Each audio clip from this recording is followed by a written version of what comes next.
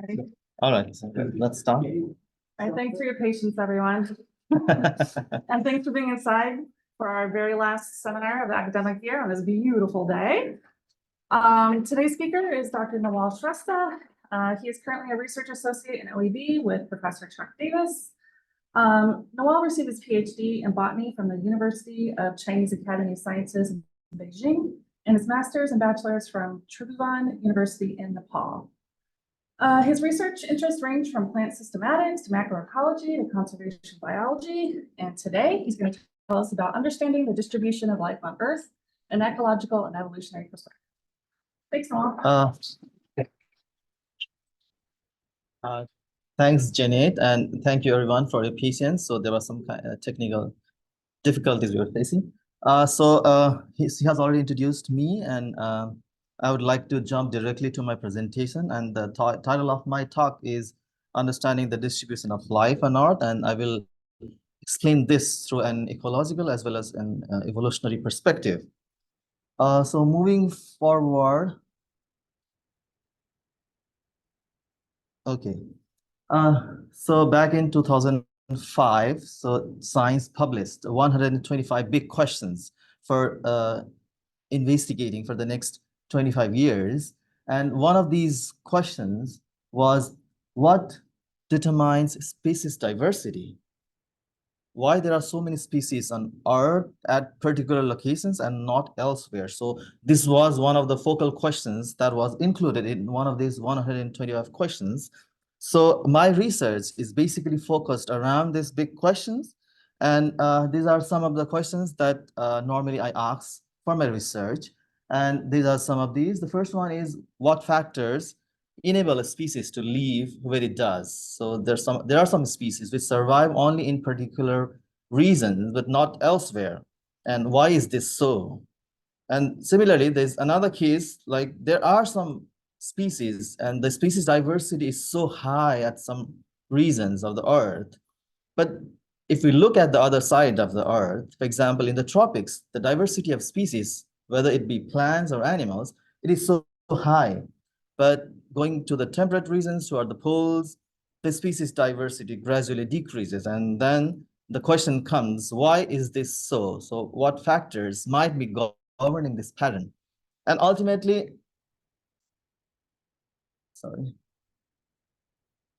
and how can we use this information on species diversity patterns and in conjunction with the climate dynamics to design an effective in situ conservation schemes for these threatened species on Earth?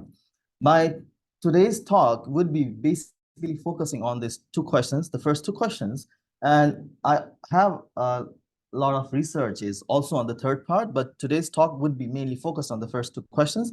And the third part, maybe that would be an entire 1-hour session. So I would like to skip that for another presentation. So I would be basically focusing on why there are so many species at some part of the Earth and not elsewhere, and trying to find an ecological as well as evolutionary correlate to explain this pattern.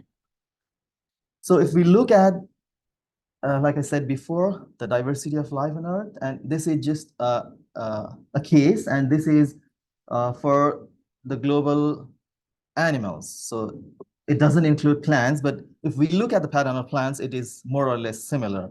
So the colors schemes, so the warm colors, it indicates high species diversity, whereas the cool colors, the blue and greenish, so these represent less species diversity. So if we look at the pattern of this species diversity, we can see that the diversity is so high in the tropics, which also includes subtropics, and in the temperate region, both toward the poles, the diversity decreases gradually. And these are some of the reasons. For example, I have highlighted here the Himalayan Hangguan mountain region. So the species diversity is exceptionally high in this region, and it's not only for animals, but also for plants. And so is the case with the Andes Mountains in South America.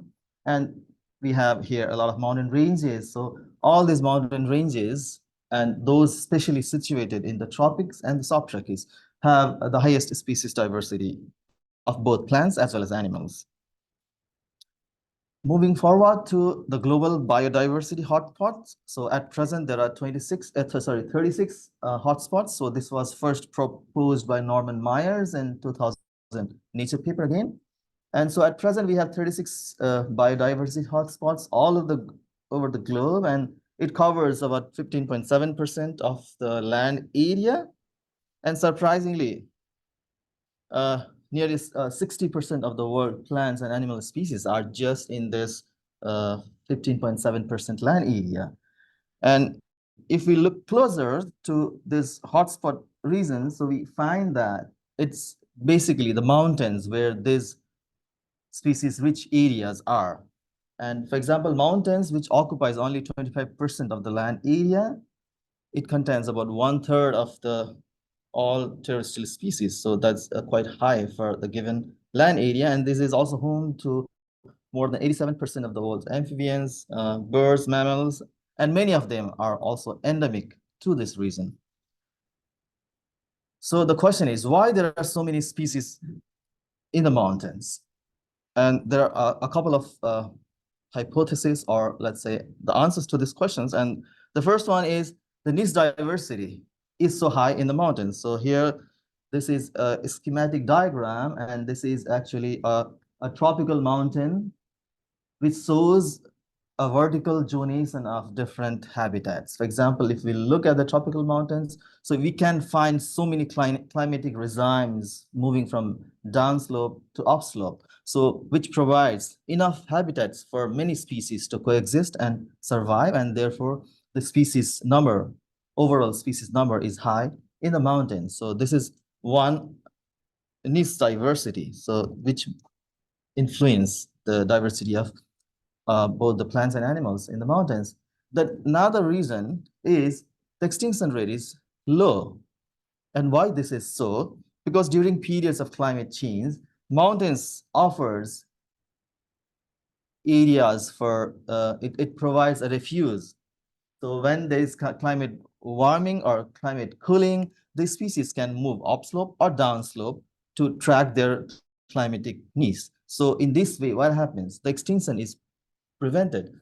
On the other hand, when it is the case for lowlands, so they don't have, when it is glaciated, for example, the entire area is glaciated, and there's no way the species can track its climate. So mountains provide such a very conducive environment for the species to track the climate during periods of climate change. Of course, we have to bear in mind that this doesn't happen if the climate change is so abrupt.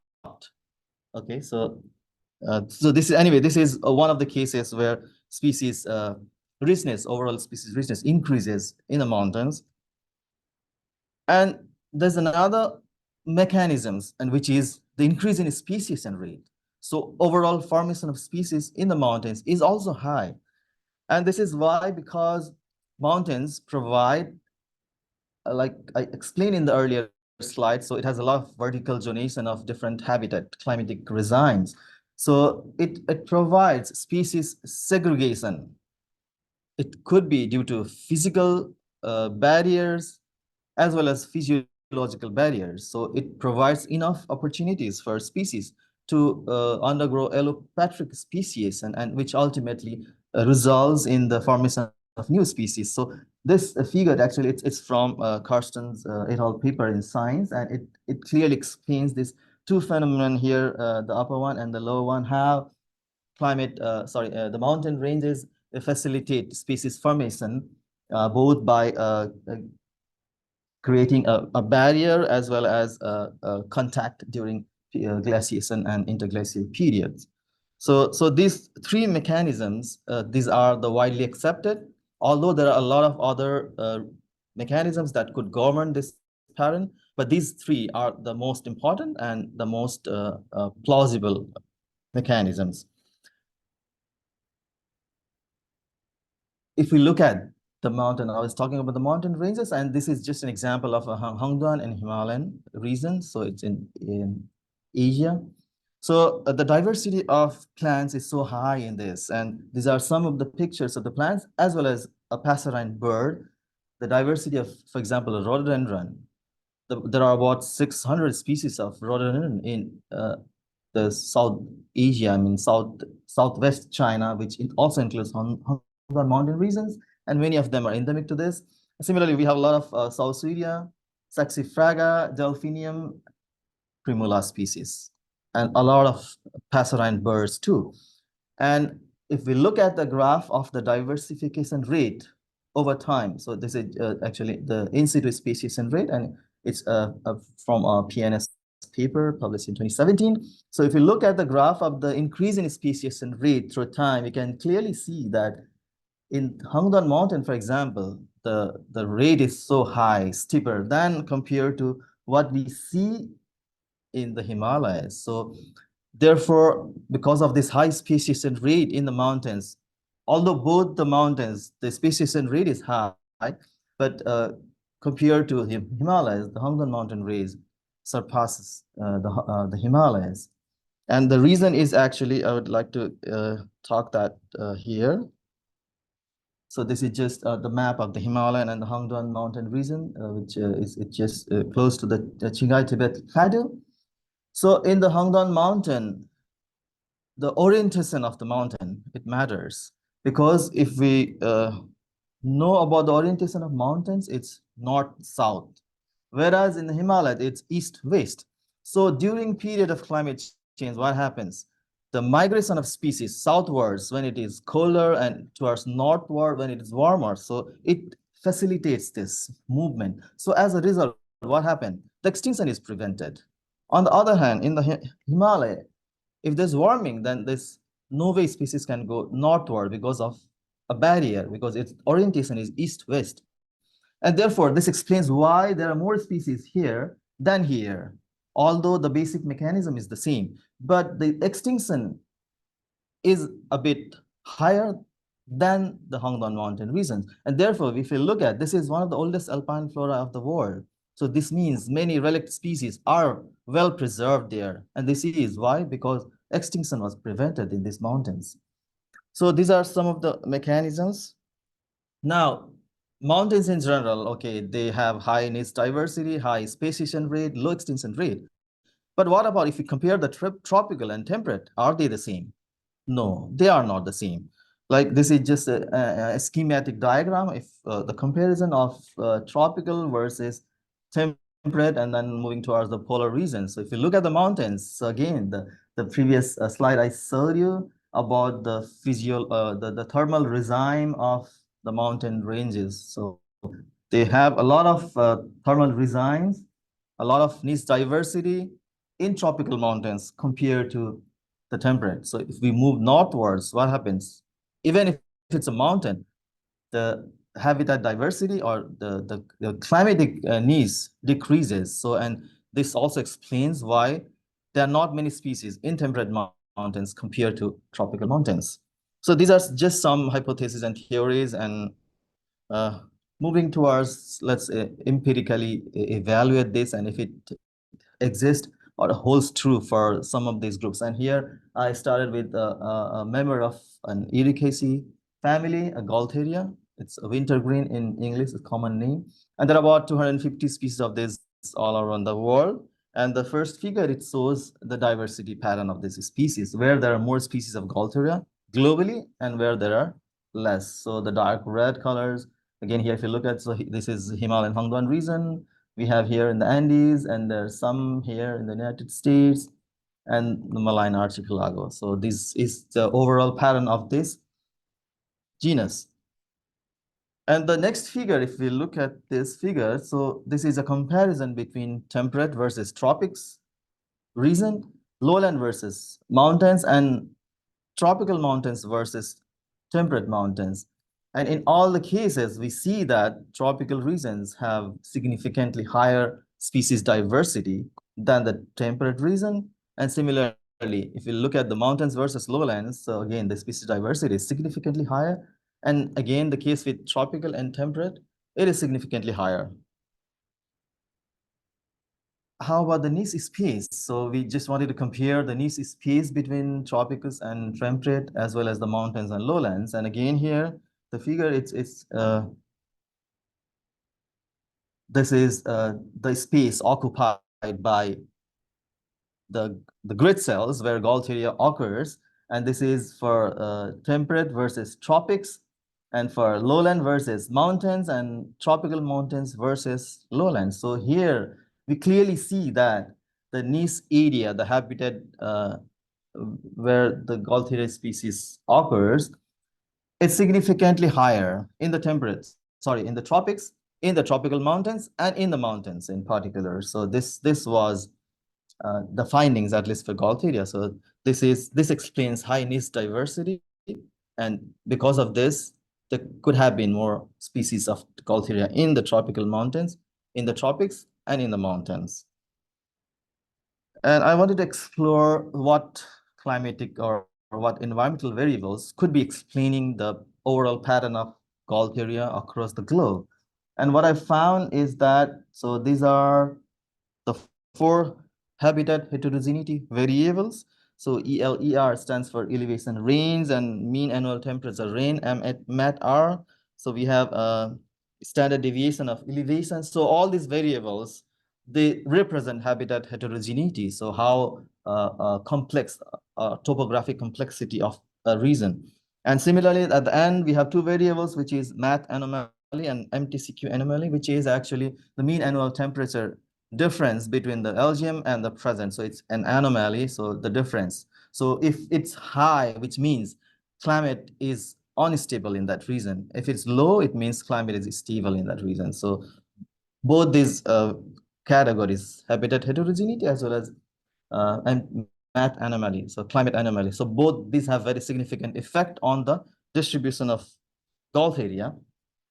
And I further dissected the influence of these habitat heterogeneity as well as climate stability, climate anomaly variables. And I found that in the tropics, again, the habitat diversity is extremely high, and it's significantly high. And so is the climate anomaly. It's high in the temperate. So climate anomaly is high in the temperate, which means climate has remained unstable, or it has changed so much over the course of time since the LGM to the present. So it has been unstable, and the implication of this could have been on the extinction of the species. So the first part is habitat heterogeneity, more niche diversity. It offers more niche space for species to survive and coexist. And this has an overall influence on increasing the species diversity in that particular regions. And so the climate stability has something to do with the extinction of the species. Although it's not that easy to estimate the extinction rate of species, but this somewhat insinuates that this might have been the case for this group. And this is another figure which compares again the diversification rates. So it is again as expected. So diversification rate is very high in the tropics, in the mountains, and in tropical mountains compared to the lowland, in the land, the temperate, as well as the temperate mountains. And this gives us an indication that yes, there might have been high speciation and low extinction in the tropics, which has ultimately resulted in accumulating high species diversity in the tropical mountains, at least for this genus. And this holds actually true not only for this, for almost most of the plant groups as well as animals.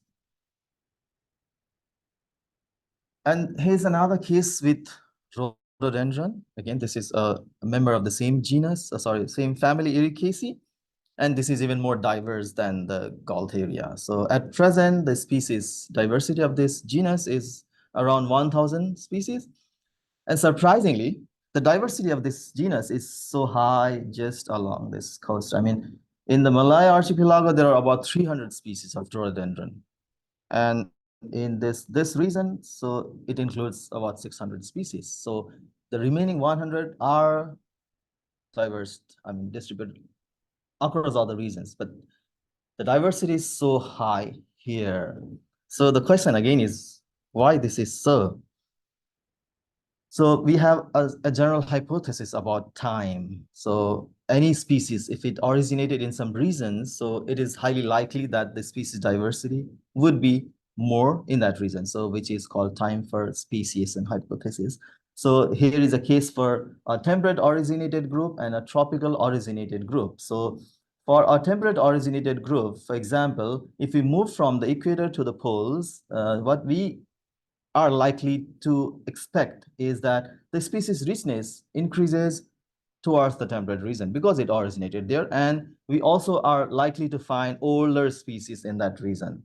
So this is for temperate originated group. So this is what a time for species and hypothesis explains. And similarly, if it is a tropical originated group, then we are likely to find high tropical diversity of that group.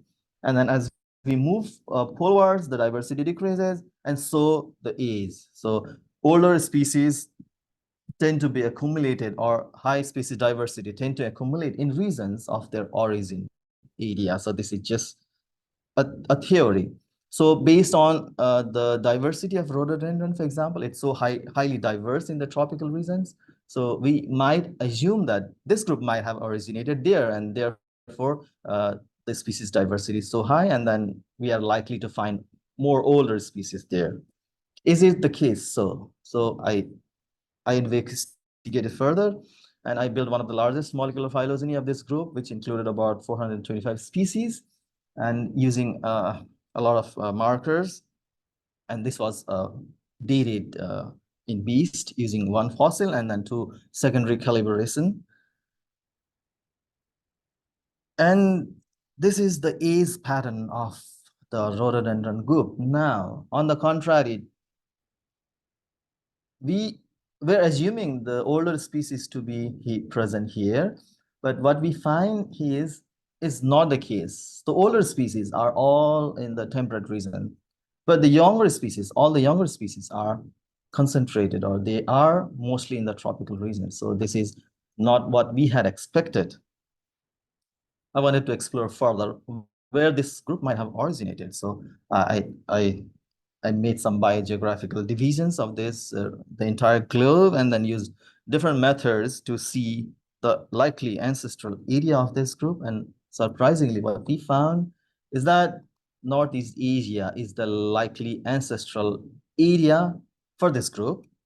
And from this reason, so which is again actually the temperate, so the northern polar climatic zone, it's not the tropical regions where this group is diverse, but it is northern area, high latitudes, where species diversity is so low. So this also somewhat coincides, or it's concurrent with the findings of species A's being older around this region. And then how over time it dispersed from its origin. So it dispersed first to North America, and there was a Bering land breeze during that time when it dispersed. So it's highly likely. So this is just the continental position during that time. And this is also estimated using the ancestral area reconstruction method. And this is just an approximate.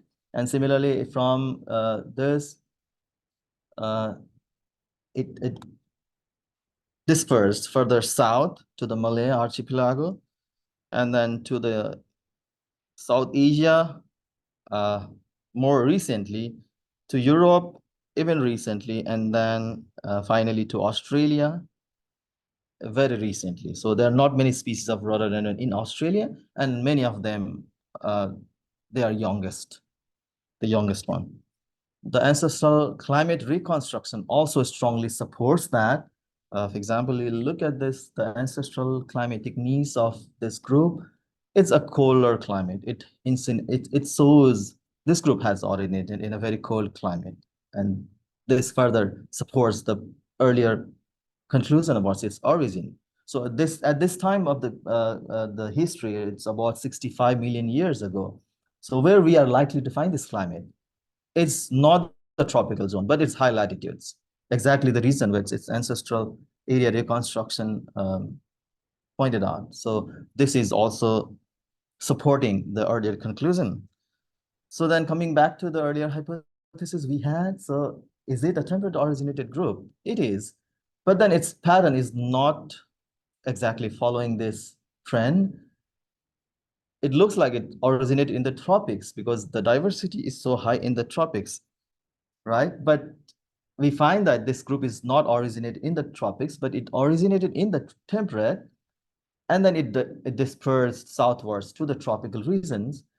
But then the question is why there are so many species in the tropics where it didn't even originate. It's not its origin place.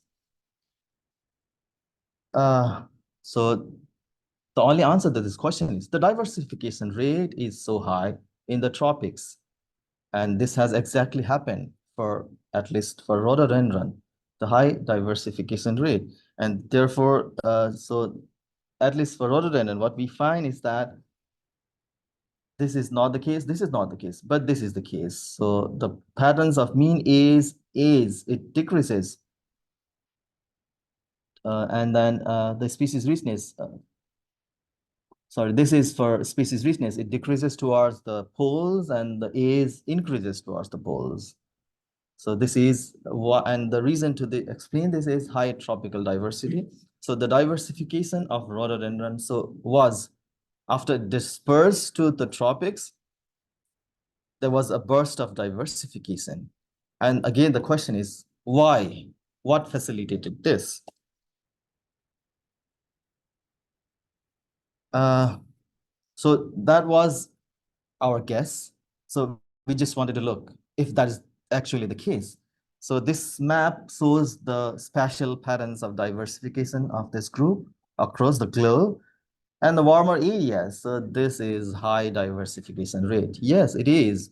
Diversification rate is so high here than the temperate regions. So therefore, the species accumulation has been higher in this region compared to this. And this is the spatial and this is the temporal over time, how diversification rate has changed across all these regions. And if we see, this is Malay Archipelago, so you can see a very spike in the diversification rate. And so for the South Asia, there's also a steep rise in the diversification rate. And both this time period roughly coincides with the period of mountain formation in these regions. So this has something to do with habitat heterogeneity. So more niche space, less extinction, high in situ speciation. So all these have combinedly affected this. And this is another analysis, a model just to calculate or evaluate which environmental variables might be more significant in explaining the diversification rate as well as the species diversity of rhododendron. And both the models strongly supported that it's the variables that represent habitat heterogeneity that is significantly affecting the species diversity as well as the diversification rate. So it's the habitat heterogeneity that is driving this thing.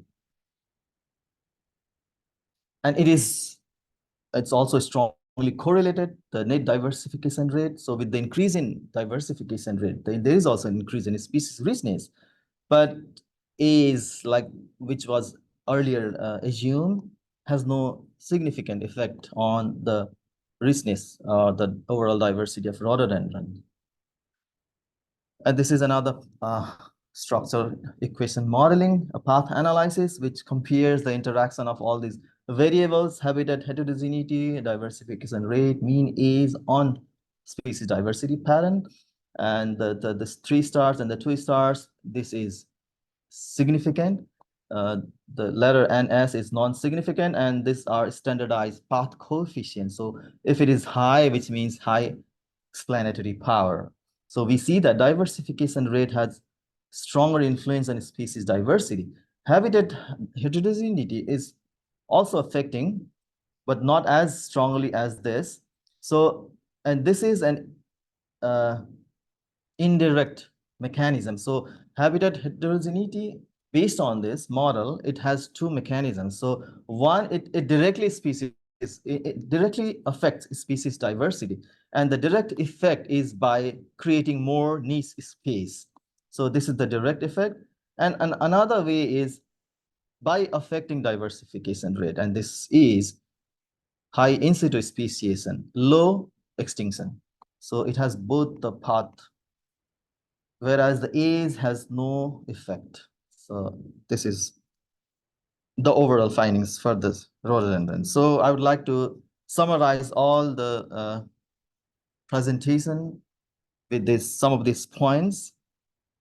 So tropical and subtropical mountains, these are not just the biodiversity and endemism hotspots, but these are also the cradles for species diversification. So this is where species are produced. And the increase in diversification rate, and that was actually induced by habitat heterogeneity in the tropics and the subtropics. So this actually is the most predominant factor that determines the global pattern of plant diversity. And having said this, I don't want to mean that, so this is the only mechanisms that drives this pattern, but nonetheless, this is one of the most important mechanism or pathways that leads to high species diversity in the tropics and the subtropics. And therefore, the rate at which species are generated or accumulated in the tropical or subtropical mountains, so this rate, which is actually the in situ speciation rate, is also very high in the mountains and specifically in the tropical mountains. And this is directly linked with the topographical complexity of the tropical as well as subtropical mountains. So overall, these findings strongly provide a very clear empirical evidence in support of variation in niche diversity across tropics and the temperate, the difference in species diversification rate, as well as the persistence rate, so which is reduced extinction in the tropics and tropical mountains, and how these overall decide the global patterns of species diversity. Before I end, I would like to borrow a word from Richard Ree. So if we ever hope to find any kind of basic understanding of life, that is something what we want to figure out. So mountains may be the perfect laboratory. Thank you so much for your patience, and I would like to thank my collaborators, my mentors, and my students, as well as the Harvard University for giving me this opportunity, and Janet especially for inviting me to give the talk. Thank you so much.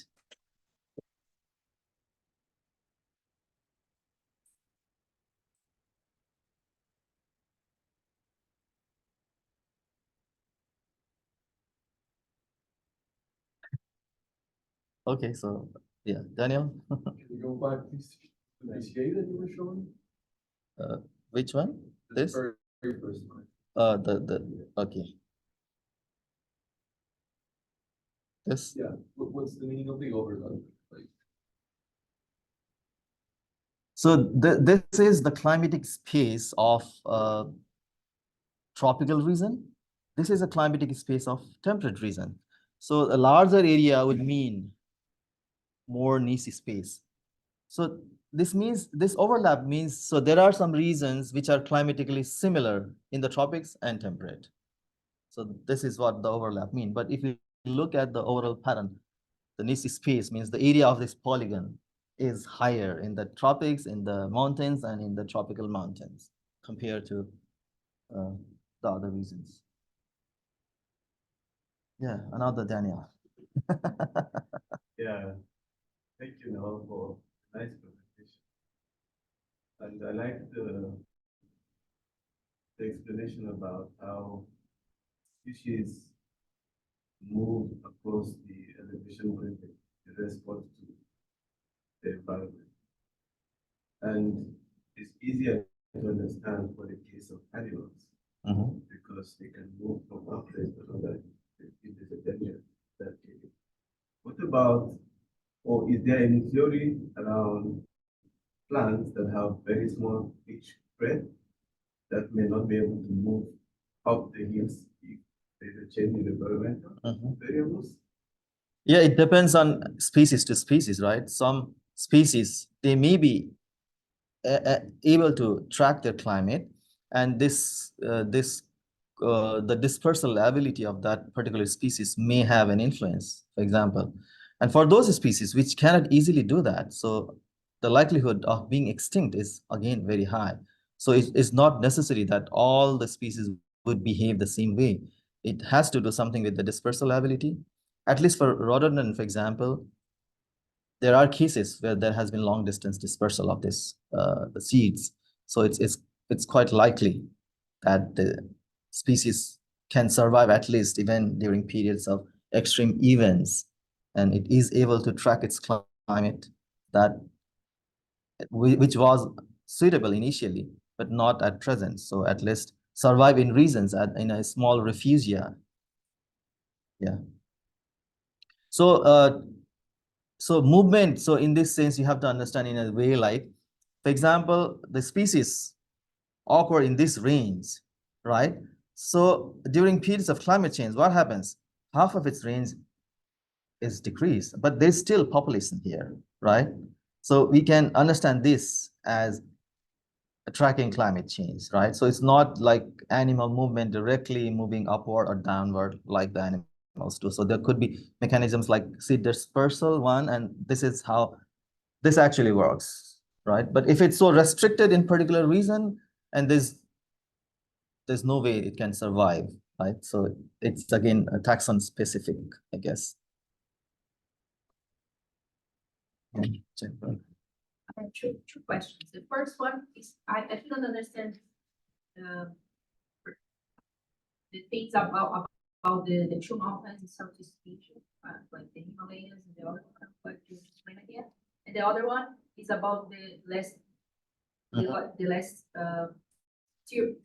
paper that you are presenting about the two hypotheses. What I understood is that you found a third hypothesis to explain your data that is like a mixture of the two. I would like to explain better this also this part.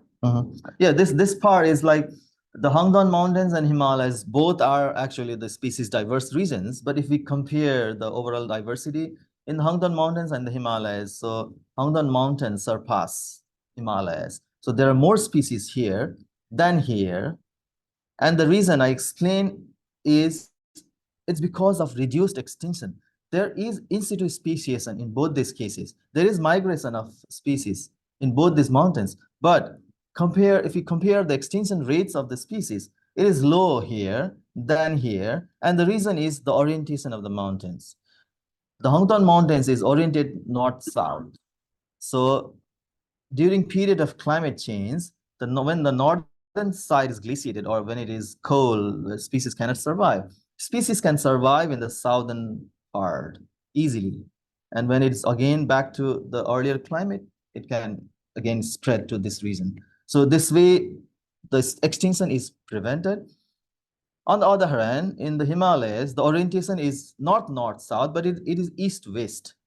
So the north and south acts as a strong barrier. So there's no way when it is glaciated or when it is colder in the north, the species cannot survive in the south because of the strong barrier that exists. And there's no way then to become extinct.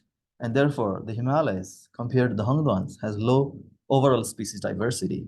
So this is why the differences. So did you understand this? Yeah, yes. So you want me to explain this one? Yeah, the third hypothesis.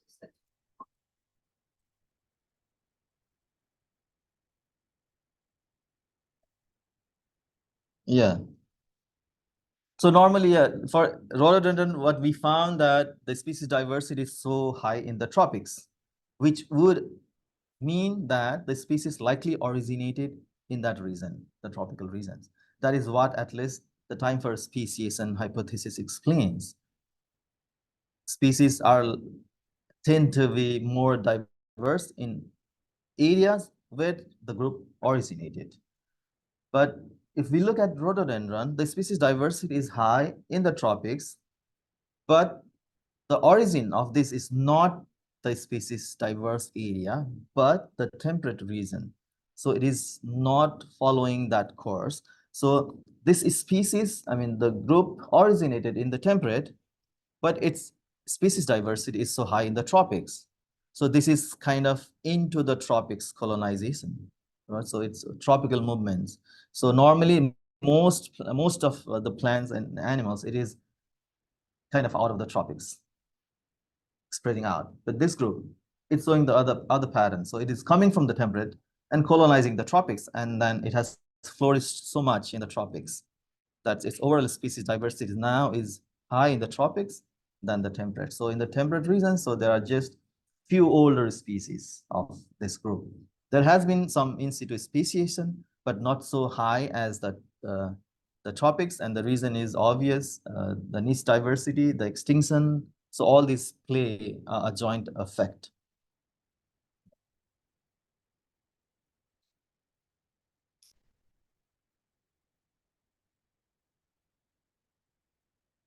Any more questions? Can you go back to the biology area, please? The other one. Ancestral area or Oh, no. Oh, that, no, the other one, maybe. this? No. No. Yeah, the ancestral. You mean this? Oh, the biology. Yeah, so those groups, the Mhm. big group out there, right? Mhm. And the one down here, like all of those seem to be accumulating all of the species at the very end of the like all of those are like recent diversifications, or what's happening there? Like why are they all like accumulated at the very end of the phylogeny? What? Like up there, all of the dots. Oh, you mean almost this like- dirt? Yeah, like Yeah, so this shows its recent radiation. and that one, that group there is, how is it, where is that group distributed, sorry? So this is Hymenthad. So this is Himalayas, Angan. Yeah. Mhm. So no, the colors on this node color is the temperature. So this is the ancestral temperature at the nodes. So this is represented by this scale, and the colors of the tips is the section of this rhododendron. And how morphologically distinct are they? Like, are they really different? Like the species that inhabit all of those different habitats? Or You mean in the same region or? those of the regions, like, are It- they actually like ecologically super different, or they seem to be like the same? Like, morphologically. Of course, they're different. Yes. Where's the fossil calibration? I haven't shown that here. So it's a 54.5. It was a rhododendron leaf fossil of Rhododendron new Burianum, some kind of, it was found in, I guess, in the Europe. So it's around 54.5 million years. So this is the point here is 65. Yeah, it was calibrated as the. Yeah, I haven't shown that here. Sorry. Yeah, near the I'm sorry. rib. Yes, it's yeah, close to the road. Yeah. And would you mind explaining to us the process for calculating? Oh yeah, it was for the Gaultheria. It was based on Magellan and Sanderson metric that was published in 2001, and for rhododendron, it's from a software which is called Bayesian Analysis of Macroevolutionary Mixtures, BAM, Daniel Rebowski.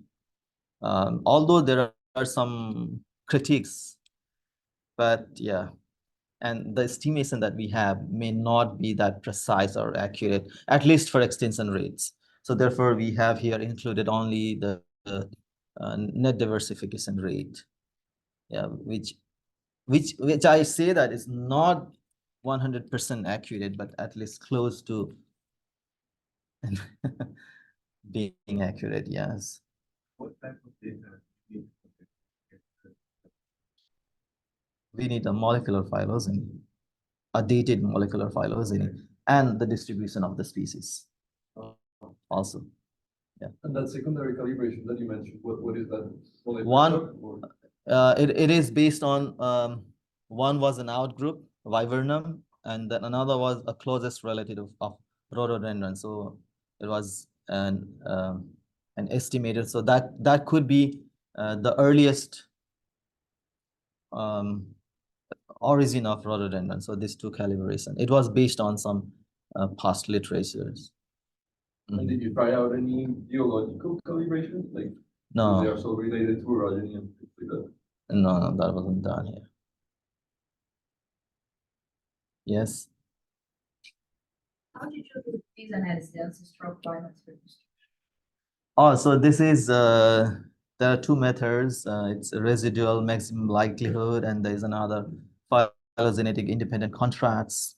So both these methods were used for calculation. So at least for this analysis, we need the existing climatic needs of each species across the tree.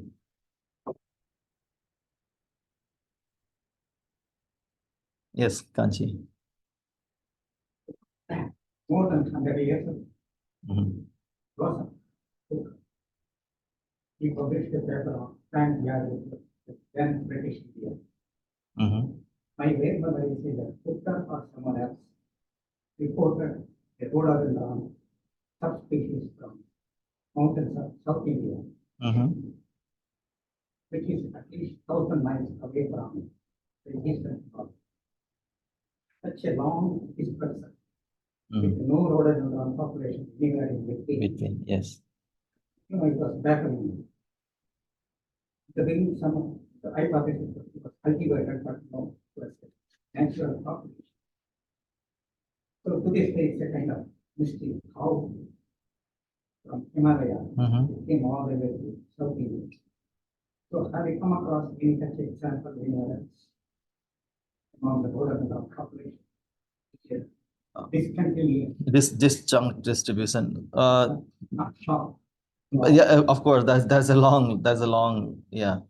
So one hypothesis could be like the distribution of rhododendron when at the time of its origin, 65 million years ago. So this might have been continuous, and over time, the population in between, they got extinct. It could be due to human, or it could be due to climate. At least based on the analysis that are performed, habitat heterogeneity, climate stability has something to do with the pattern of distribution of this group. So this might have affected this, and that is just the remnant population of, yeah.